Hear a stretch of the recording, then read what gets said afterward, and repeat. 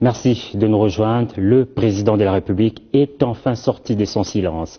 Joseph Kabila a d'abord fait le bilan de ses 15 ans au pouvoir, ceci avant de toucher les questions brûlantes de l'heure. Le chef de l'État a promis de respecter la Constitution, mais aussi toutes les résolutions de l'accord politique de la Cité de l'Union africaine. Le point dans ce reportage. Dans cette salle de congrès du Palais du Peuple Noir de Monde, le président de la République a prononcé son discours sur l'état de la nation. Le contexte est cette fois-ci particulier et le discours l'a été aussi. Je tiens à dire, tout en les en remerciant, que la République démocratique du Congo est une démocratie constitutionnelle et que toutes les questions pertinentes relatives au sort des institutions et de leurs animateurs sont réglées de manière satisfaisante par la Constitution.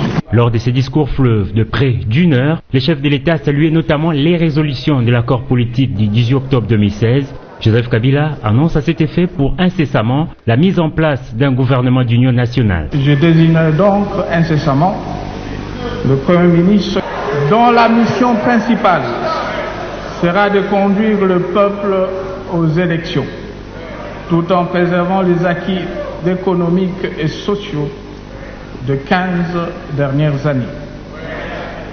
J'assigne ainsi à ce gouvernement la mission tout aussi prioritaire d'œuvrer à l'amélioration du social de notre population. En dépit de l'ouverture que laisse cet accord et de la médiation des évêques pour une inclusivité dans ces résolutions, le président de la République constate tout de même une sorte de mauvaise foi d'une frange d'opposants. Certains opposent cette option de bon sens et tout simplement inacceptable, car elle aurait pour effet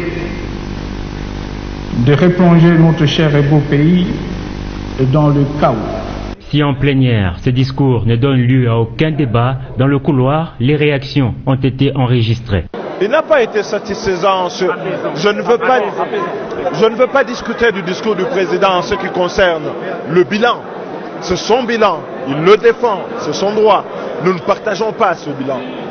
Voilà une situation que nous décrit comme étant ayant été merveilleuse, très bonne sur le plan économique, mais qui est une catastrophe sur le plan social.